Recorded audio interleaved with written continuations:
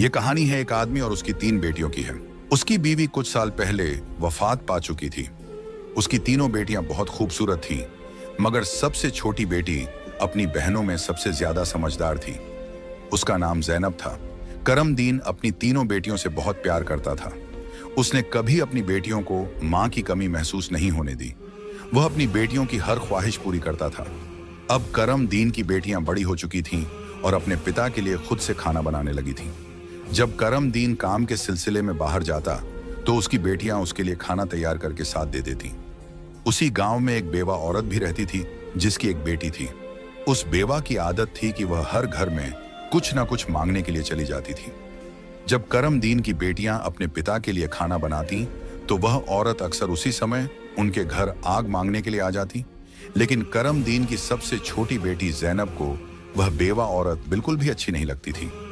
जब भी वह औरत उनके घर आती, ज़ैनब अपनी बहनों से कहती, यह औरत हमारे घर क्यों आती है? यह औरत बिल्कुल भी अच्छी नहीं है।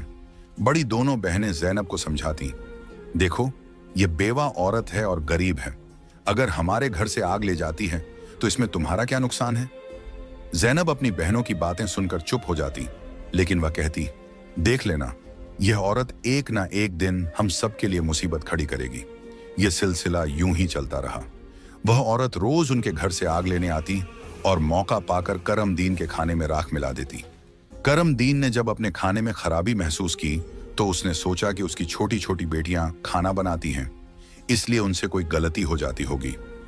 वह अपनी बेटियों से बहुत प्यार करता था और यह बात समझ नहीं पा रहा था कि उसकी बेटियां उसका खाना क्यों खराब कर रही हैं। फिर एक दिन करमदीन ने सोचा, आज मैं अपनी बेटियों पर नजर रखूंगा। आखिर मेरी बेटियां अचानक से मेरे खाने में क्या मिलाने लगी हैं? जब करमदीन की बेटियां खाना बनाने लगीं तो वह छुपकर उन्हें देखने लगा। उसकी बड़ी बेटी साफ पानी से चावल धो रही थी, छोटी बेटी सालन बना रही थी और सबसे छोटी बेटी ज़ैनब बर्तन साफ कर रही थी, जिन बर्तनों में खाना डाला जाना था। कुछ ही देर में खाना पककर तैयार हो गया। खाने में कोई खराबी नहीं थी। करमदीन परेशान था, लेकिन फिर अचानक उसने जो देखा उससे उसके पैरों तले जमीन खिसक गई। उसने देखा कि वही बेवा औरत उनके घर आग लेने आई है और उसकी छोटी बेटी ज़ैनब उससे बहस कर रही है। वहीं उसकी दूसरी बहनें ज़ैनब को समझा रही थीं, कोई बात नहीं ज़ैनब, ये बेवा औरत है, इसे आग लेने दो, बड़ी बहन ने कहा। लेकिन उस बेवा औरत ने आग लेने के बहाने नजरें बचाकर करमदीन के खाने में राख मिला दी और सारा खाना खराब कर दिया। यह देखकर करमदीन को बहुत गुस्सा आया। दूसरे दिन करमदीन ने उस बेवा औरत को अपने घर बुलाया और गुस्से में पूछा, तुम्हारी हिम्मत कैसे हुई मेरा खाना खराब करने की? वह औरत बड़ी नाटकीय अंदाज में करमदीन के पास आई और उसके सीने पर हाथ फेरते हुए कहने लगी, अरे, मैं तो यह देख रही थी कि तुम सच में अपनी बेटियों से प्यार करते हो या नहीं। खाना खराब होने पर तुम उन्हें डांटते हो या नहीं। लेकिन तुम तो बड़े अच्छे इंसान निकले, अपनी बेटियों से बहुत प्यार करने वाले। तुमने तो मेरी चोरी फौरन पकड़ ली। अब मुझे यकीन हो गया है कि तुम अपनी बेटियों से बहुत प्यार करते हो। आइंदा ऐसा कुछ नहीं होगा। करमदीन उसकी बातों और उसके नाटक पर यकीन करने लगा, क्योंकि वह बेवा औरत खूबसूरत थी। करमदीन उसके व्यवहार से प्रभावित होकर कुछ भी कहने की बजाय उसे अपनी पत्नी बनाने का फैसला कर बैठा। कुछ ही दिनों में उसने अपनी बेटियों की इजाजत के बिना उस बेवा औरत से शादी कर ली और उसे अपने घर ले आया। शादी के कुछ ही दिनों बाद वह बेवा औरत करमदीन की तीनों बेटियों से सख्त नफरत करने लगी। वह चाहती थी कि किसी भी तरह करमदीन की बेटियां इस घर से निकल जाएं। उसने उन्हें घर से निकालने के लिए तरह तरह के मंसूबे बनाने शुरू कर दिए। वह सोचती थी कि अगर बेटियां घर से चली जाएंगी तो वह और उसकी अपनी बेटी आराम से ऐश की जिंदगी जी सकेंगी। साथ ही करमदीन का पूरा ध्यान सिर्फ उसी और उसकी बेटी पर रहेगा। वह जानती थी कि करमदीन अपनी बेटियों से बहुत मोहब्बत करता है और उन्हें जरा भी दुखी नहीं देख सकता। उसकी अपनी बेटी हमेशा कीमती कपड़े पहनकर घूमती रहती थी, जिससे वह मॉडर्न लगती थी। लेकिन सौतेली मां ने करमदीन की तीनों बेटियों को घर का सारा काम करने पर मजबूर कर दिया। वह उन्हें ठीक से पेट भर खाना भी नहीं देती थी और धीरे धीरे उनकी दूसरी जरूरतें भी कम कर दी। तीनों बहनें हर समय दुखी रहने लगी। एक दिन 2 बड़ी बहनें रो रही थीं, तो ज़ैनब अपनी बड़ी बहनों के पास आई और कहने लगी, प्यारी बहनों, आओ हम तीनों कहीं बाहर चलें ताकि हमारा दिमाग फ्रेश हो जाए। फिर वह तीनों बहनें घर से निकल गईं और चलते चलते एक जंगल में जा पहुंची। वहां एक घने दरख्त के नीचे बैठकर वे रो रो कर अपनी मां को याद करने लगीं। इतने में उनके पास से एक अल्लाह वाले बुजुर्ग का गुजर हुआ। जैनब जमीन पर बैठी रो रही थी और कह रही थी, ऐ मेरे अल्लाह, हम मजलूम लड़कियां हैं और बहुत दुखी हैं। आप देख रहे हैं ना कि हमारी सौतेली माँ हम पर कितना जुल्म करती है। हम कितने दिनों से भूखे हैं। अल्लाह वाले बुजुर्ग पास ही खड़े होकर उनकी बातें सुन रहे थे। फिर वे जैनब से मुखातिब होकर बोले, बेटियों, तुम तीनों यहां इस दरख्त के नीचे रोज आती हो, तुम्हें क्या दुख है? तुम मुझे बता सकती हो? जैनब ने रोते हुए अल्लाह वाले बुजुर्ग को सारा वाकया सुना दिया। उनकी बात सुनकर बुजुर्ग को बहुत दुख हुआ। वे बोले, बेटी, यहां से थोड़ी दूरी पर मेरी झोंपड़ी है। मैं वहां रहता हूं और इबादत करता हूं। मेरी झोंपड़ी के बाहर एक अनार का दरख्त लगा है जिस पर पके हुए अनार लगे हुए हैं। तुम जाओ और उस दरख्त से जितने मर्जी अनार तोड़कर खा लो। यह सुनकर तीनों लड़कियां खुशी खुशी उस झोंपड़ी के पास पहुंची। उन्होंने देखा कि दरख्त पर बहुत ही खूबसूरत और रसीले अनार लगे हुए हैं। तीनों ने एक एक अनार तोड़ा और बैठकर मजे से खाने लगी। जब उनका पेट भर गया तो उन्होंने बुजुर्ग का शुक्रिया अदा किया और घर वापस आ गईं। इसके बाद जब उनकी सौतेली माँ उन्हें खाना नहीं देती तो वे रोज जंगल जाती और उन अनारों को खाकर अपना पेट भर लेती। धीरे धीरे उन्होंने अपनी माँ का दिया हुआ खाना बिल्कुल छोड़ दिया। अब उनकी सौतेली माँ सोचने लगी, मैं इन लड़कियों को खाने को कुछ नहीं देती। मैं इनसे इतना काम करवाती हूँ, उन्हें जलील करती हूँ, फिर भी इनके चेहरे पर एक अजीब सी चमक है। इनमें से कोई बीमार भी नहीं पड़ती, बल्कि इनकी खूबसूरती बढ़ती जा रही है। और मेरी बेटी, जिसे मैं इतना अच्छा खाना देती हूँ, वह उनके आगे बदसूरत लगती है। दूसरे दिन जब वह लड़कियां जंगल की तरफ गईं, तो सौतेली माँ ने अपनी बेटी को उनका पीछा करने के लिए भेज दिया। जब तीनों लड़कियां अनार तोड़कर खा रही थीं, तो जैनब ने अपनी सौतेली बहन को देख लिया। उसने बाकी बहनों से कहा, यह लड़की हमारा पीछा कर रही है, मैं इसे यहां से भगा देती हूं। फिर जैनब ने अपने हाथ में पकड़ा अनार छुपा लिया और बोली, अगर यह सब कुछ अपनी मां को बता देगी तो यह हमारे लिए परेशानी का कारण बन सकती है। लेकिन जैनब की दूसरी बहनें बोली, जैनब, तुम कैसी बातें कर रही हो? यह बेचारी बेकसूर है। जैनब की बड़ी बहनें बोली, हमारी सौतेली मां तंग करती हैं, यह तो हमें कुछ नहीं कहती। इसके बाद तीनों बहनों ने अपनी सौतेली बहन को पास बिठाया और उसे एक अनार पकड़ा दिया। लेकिन सौतेली बहन ने अनार नहीं खाया और जल्दी से अपनी मां के पास जाकर कहने लगी, मां, वे लड़कियां भूखी नहीं रहती, वे तो जंगल में एक दरख्त से अनार तोड़कर खा लेती हैं। उसी दरख्त के पास एक बुजुर्ग भी इबादत कर रहे थे और उन्होंने भी उन्हें रोकने की कोशिश नहीं की। यह सुनकर सौतेली मां को बहुत गुस्सा आया। वह सोचने लगी, मैं इन लड़कियों को अनार खाने से कैसे रोकूं? पूरा दिन वह गुस्से में ही रही। जब शाम को करमदीन काम से घर वापस आया तो उसने अपनी बीवी को परेशान देखा। वह बोला, तुम्हें क्या परेशानी है? क्यों इतनी उदास बैठी हो? वह कहने लगी, मेरे सिर में बहुत तेज दर्द है और यह किसी दवा से ठीक नहीं होगा। करमदीन ने पूछा, तो फिर कैसे ठीक होगा? वह तुरंत बोली, जंगल में एक अनार का दरख्त है जिस पर लाल लाल अनार लगे हैं। अगर तुम उस दरख्त को जड़ से कटवा दो और उसकी जड़ें उबालकर दवा बना लो और मेरे माथे पर लगाओ तो मेरा सिर दर्द ठीक हो सकता है। करमदीन ने कहा, बस इतनी सी बात। फिर उसने कुछ आदमियों को बुलाया और उन्हें पैसे देकर कहा, जंगल में एक अनार का दरख्त है, तुम लोग उसे जड़ से उखाड़ फेंको और उसकी जड़ें मुझे लाकर दो। कुछ ही घंटों में वे आदमी उस दरख्त को जड़ से उखाड़कर उसकी जड़ें करमदीन के पास ले आए। करमदीन ने जल्दी से आग जलाई और उन जड़ों से दवा बनाकर अपनी बीवी के माथे पर मलने लगा। थोड़ी ही देर में उसकी बीवी कहने लगी, अब मुझे आराम है। अगले दिन जब तीनों बहनें जंगल गईं, तो उन्होंने देखा कि अनार का दरख्त किसी ने जड़ से उखाड़ दिया है। यह देखकर वे बहुत परेशान हो गईं और सोचने लगी, अब हम क्या खाएंगे? तभी वे तीनों लड़कियां वहीं बैठकर रोने लगी। उनके रोने की आवाज सुनकर अल्लाह वाले बुजुर्ग अपनी झोंपड़ी से बाहर आए। वे समझ गए कि लड़कियां क्यों रो रही हैं। वे बोले, इसमें रोने की क्या बात है? अल्लाह तुम्हें इससे भी बेहतर कुछ देगा। फिर अल्लाह वाले बुजुर्ग ने अपनी उंगली से जमीन की तरफ इशारा किया और वहां पर एक छोटी सी नदी बन गई जिसमें पानी की जगह दूध बह रहा था। उन्होंने उन लड़कियों को एक मिट्टी का प्याला दिया और कहा, जहां से जितना मर्जी हो दूध पियो। लड़कियां बहुत खुश हुईं और मिट्टी के प्याले में दूध भरकर पीने लगीं। जब उनका पेट भर गया तो वे बुजुर्ग का शुक्रिया अदा करके घर वापस आ गईं। इसके बाद उनका रोज का यह मामूल हो गया कि वे तालाब के पास जाती और मिट्टी के प्याले में दूध भरकर पी लेती। उनकी सौतेली माँ उनकी सेहत देखकर हैरान थी। उसने अपनी बेटी को बुलाया और कहा, मैंने तो जंगल से अनार के दरख्त का नामो निशान मिटा दिया था, फिर भी इन लड़कियों की सेहत पर कोई असर नहीं पड़ा। मैं तो इन्हें पेट भर खाना भी नहीं देती। आखिर ये ऐसा क्या खा रही हैं जिससे इनकी सेहत इतनी अच्छी हो रही है? उसने अपनी बेटी से कहा, इनका पीछा करो और पता लगाओ कि ये क्या खाती हैं। लड़की फिर से अपनी बहनों का पीछा करते हुए जंगल में गई। जब तीनों मिट्टी के प्याले से दूध पी रही थीं, तो जैनब ने पीछे मुड़कर देखा। उसने अपनी सौतेली बहन को चुपचाप खड़ा देखकर बाकी बहनों से कहा, देखो ये लड़की फिर हमारा पीछा कर रही है। जैनब ने अपनी बहनों से कहा, तुम लोग जल्दी उठो और इसे यहां से भेजो, क्योंकि अगर इसने हमारे तालाब को देख लिया तो यह घर जाकर सब बता देगी और फिर घर में हंगामा खड़ा हो जाएगा। लेकिन जैनब की बड़ी बहनों ने उसे डांटते हुए कहा, तुम्हारा आखिर मसला क्या है? माना कि हमारी सौतेली माँ हम पर जुल्म करती है, लेकिन इसमें इस बेचारी का क्या कसूर?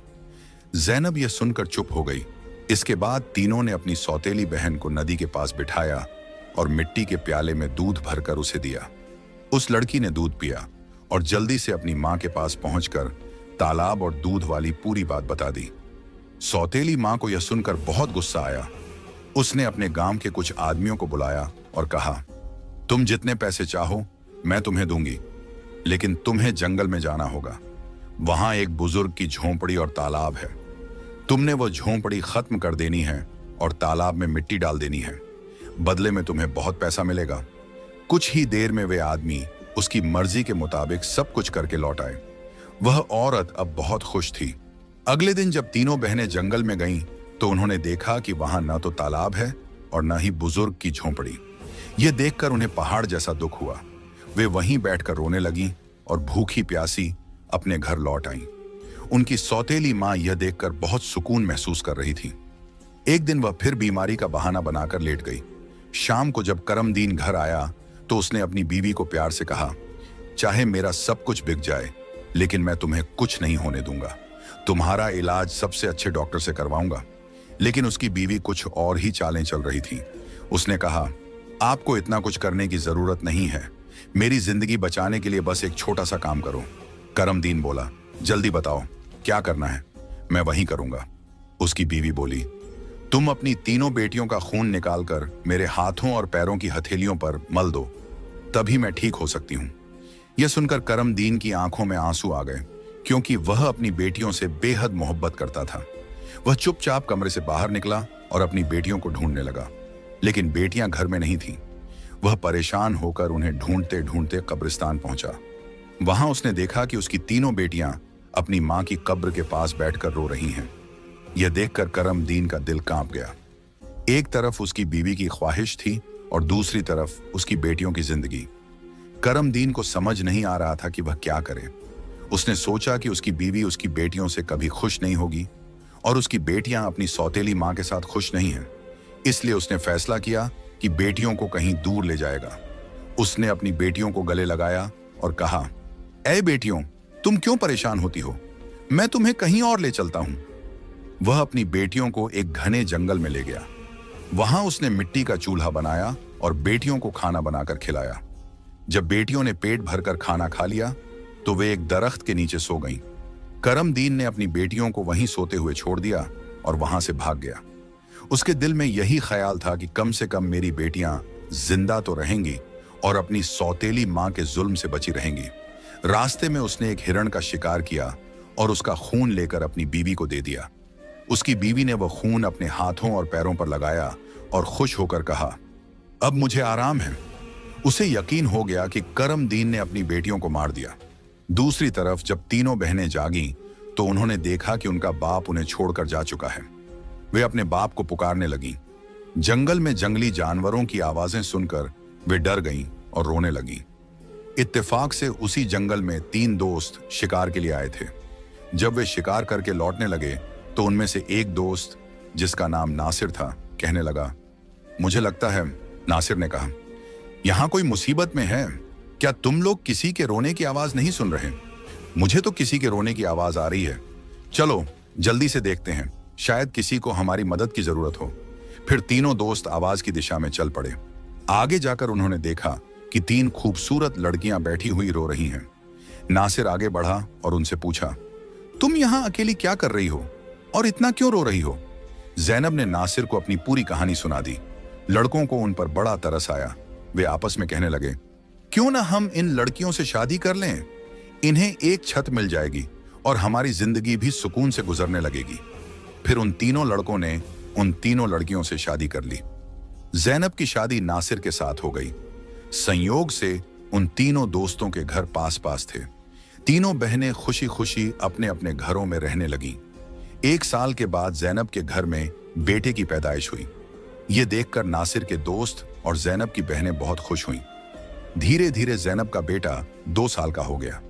एक दिन नासिर ने अपने दोस्तों से कहा, मेरा आज फिर जंगल में शिकार करने का मन हो रहा है, चलो शिकार पर चलते हैं। लेकिन उसके दोस्तों ने मना कर दिया और कहा, हमें तो किसी जरूरी काम से जाना है, हम तुम्हारे साथ जंगल नहीं जा सकते। नासिर ने जैनब से इजाजत ली और अकेला ही जंगल में शिकार के लिए चला गया। लेकिन इसके बाद कई दिन गुजर गए और नासिर घर वापस नहीं आया। जैनब बहुत परेशान हो गई। उसकी बहनें भी उसकी चिंता देखकर चिंतित हो गईं। जैनब के जीजा नासिर के दोस्त ने उसे तसल्ली देते हुए कहा, तुम फिक्र मत करो, हम नासिर को ढूंढकर जरूर वापस लाएंगे। लेकिन करनी खुदा की यह हुई कि नासिर के दोस्त भी उसे ढूंढने जंगल गए, लेकिन वे भी वापस नहीं लौटे। उन तीनों बहनों पर एक बार फिर से गम का पहाड़ टूट पड़ा। एक दिन जैनब अपने बेटे को सुला रही थी कि दरवाजे पर दस्तक हुई। उसने जल्दी से जाकर दरवाजा खोला तो क्या देखती है कि एक बुजुर्ग फकीर जिसने हरे रंग के कपड़े पहने हुए थे दरवाजे पर खड़ा है। जैनब उसे देखकर बोली, बाबा, मेरा शौहर घर पर नहीं है, मैं आपको घर में आने की इजाजत नहीं दे सकती। जब मेरा शौहर आएगा तब आप आ जाना। उस पर फकीर बोला, बेटी, मुझे बहुत भूख लगी है, किसी भूखे को खाना खिलाने में क्या हर्ज है। जैनब ने मजबूरी में उस फकीर को घर में बुला लिया और उसके लिए खाना बनाने लगी। लेकिन वह जादूगर फकीर बुरी नजरों से जैनब को देखता रहा। फिर वह जादूगर उठकर जैनब के करीब आया और बोला, सुनो लड़की, तुम मुझे बहुत अच्छी लगती हो, अपने बेटे को छोड़ दो और मुझसे शादी कर लो। जैनब डर के मारे कांपने लगी और बोली, बाबा, आप कैसी बातें कर रहे हैं? मैं शादीशुदा हूं और एक बच्चे की मां हूं। आपकी हिम्मत कैसे हुई ऐसा कहने की? यह सुनकर जादूगर फकीर को गुस्सा आ गया।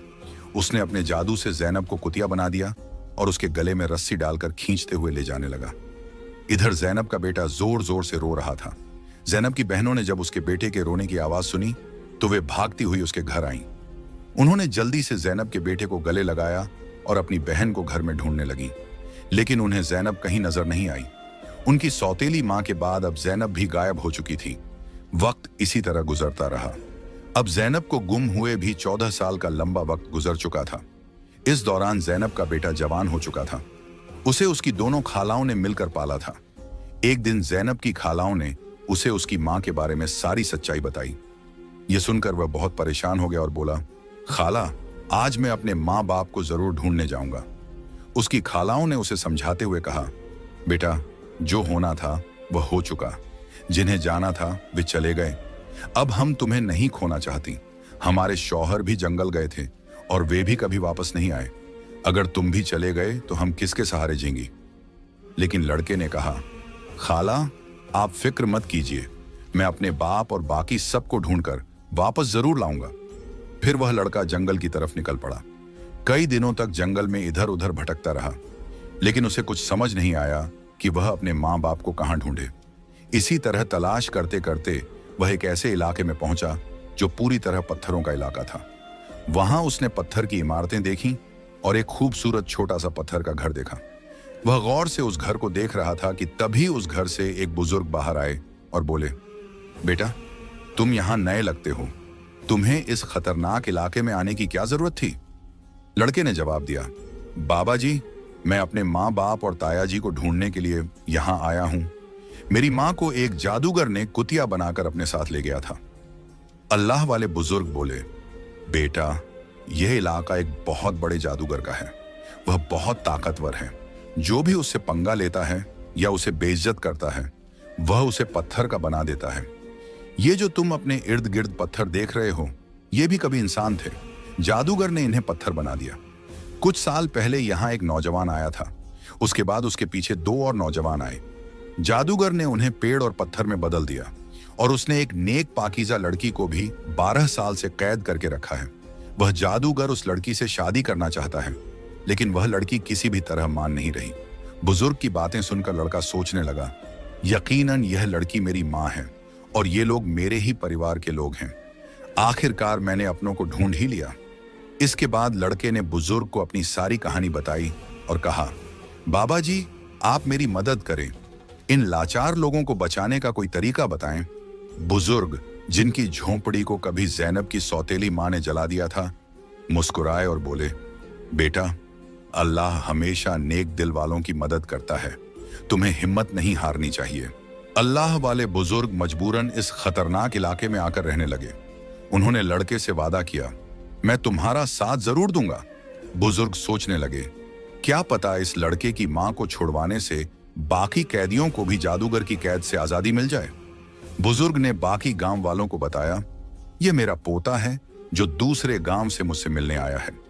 जब जादूगर को शक हुआ कि गांव में कोई नया लड़का आया है, तो वह तुरंत अल्लाह वाले बुजुर्ग के पास पहुंचा और पूछने लगा, यह कौन है?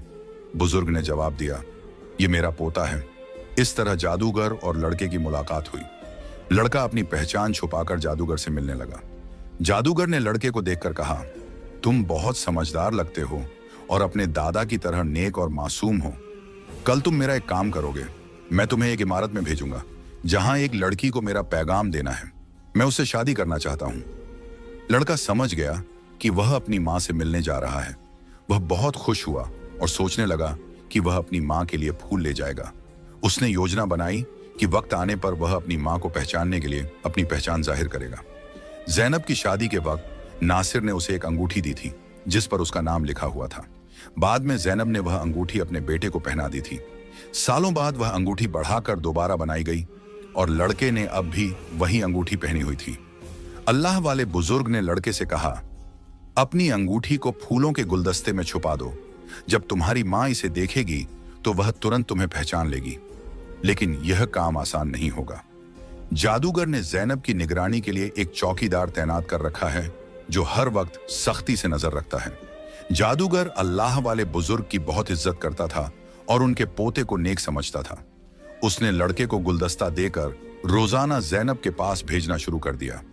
लड़के की कम उम्र महज 14 साल की वजह से जादूगर को उस पर कोई शक नहीं हुआ। ज़ैनब को एक कमरे में कैद करके रखा गया था जहां किसी मर्द को जाने की इजाजत नहीं थी।